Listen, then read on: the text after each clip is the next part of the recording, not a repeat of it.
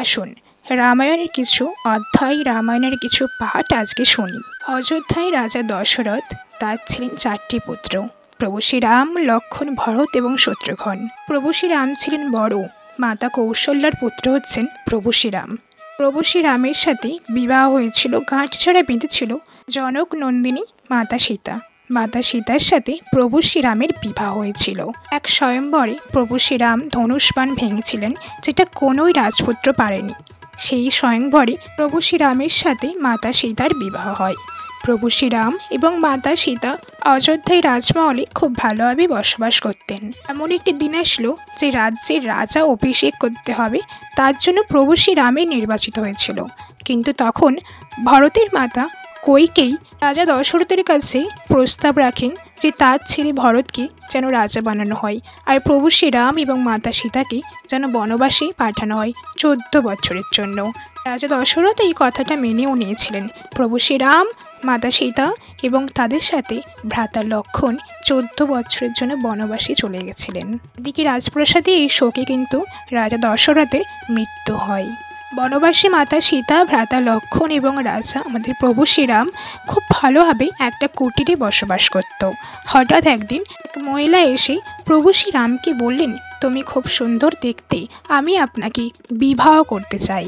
আমি বিবাহিত, আমার বিয়ে হয়ে গেছে, কিন্তু আমার ভাই লক্ষ্মণ এখনও বিবাহিত না। তখন সেই মহিলাটা লক্ষ্মণের কাছে গিয়ে বলল, আমি তোমাকে বিয়ে করতে চাই। তখন লক্ষ্মণ বলল, কি ব্যাপার, তুমি রাজাকে ছেড়ে সেবকের কাছে এসেছো সেবককে বিয়ে করতে? তুমি রানী ছেড়ে সেবিকা হয়ে থাকতে পারবে তো? তখন সেই মহিলাটা রেগে মাতা সীতাকে খেতে যাচ্ছিল। তখনই লক্ষ্মণ সেই মহিলাটার নাক কেটে দিল।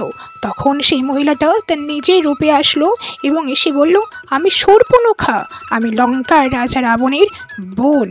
শূর্পণখা এই বলে লঙ্কেশ্বর রাবণের কাছে গিয়ে বলল যে ওই বনবাসে রাম এবং লক্ষ্মণ, একটা সামান্য মেয়ে যে নাকি সীতা, তার জন্য আমার অপমান করেছে, তুমি যাও ওদেরকে দণ্ড দাও। লঙ্কেশ্বর রাবণ এই বলে সেখান থেকে সেই বনবাসে চলে গেল। লঙ্কেশ্বর রাবণ বনবাসে গিয়ে একটা ছল করলেন, তিনি একটা সোনার হরিণ সেখানে প্রকট করলেন। তখন মাতা সীতা সেই সোনার হরিণটাকে দেখে বললেন যে প্রাণনাথ, আমার ওই সোনার হরিণটা চাই। তখন প্রভু শ্রীরাম বলল, ঠিক আছে সীতে, আমি ওই সোনার হরিণটা আনতে যাচ্ছি। সেই জন্য প্রভু শ্রীরাম মাতা সীতাকে লক্ষ্মণের ভরসায় আনতে চলে গেল সোনার হরিণটি। প্রভু শ্রীরামকে দেখলো ওটা যে সোনার হরিণ না, ওটা একটা মায়াবী। তখন সেই সোনার হরিণ থেকে একটা মায়াবী মানুষ প্রকট হয়ে বলছেন, সীতে, ভ্রাতা লক্ষ্মণ, আমাকে বাঁচাও। মাতা সীতা প্রভু শ্রীরামের চিৎকারে মাতা সীতা লক্ষ্মণকে বলল, তুমি যাও ভ্রাতা লক্ষ্মণ, গিয়ে দেখো প্রভু শ্রীরাম নিশ্চয়ই কিছু বিপদে পড়েছেন, প্রভু শ্রীরামের কি হয়েছে কি দেখো। তখন ভ্রাতা লক্ষ্মণ একটা লক্ষ্মণ গণ্ডি টেনে দিয়ে চলে গেল প্রভু শ্রীরামের কাছে।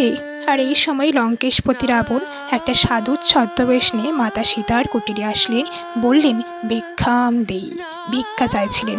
তখন মাতা সীতা কুটির থেকে বাইরে এসে তাকে ভিক্ষা দিচ্ছিলেন, কিন্তু তখনই সাধু বাবা বলে উঠলেন যে তুমি ওই গণ্ডি পার করে ভিক্ষা দিলেই আমি ভিক্ষাটা গ্রহণ করব।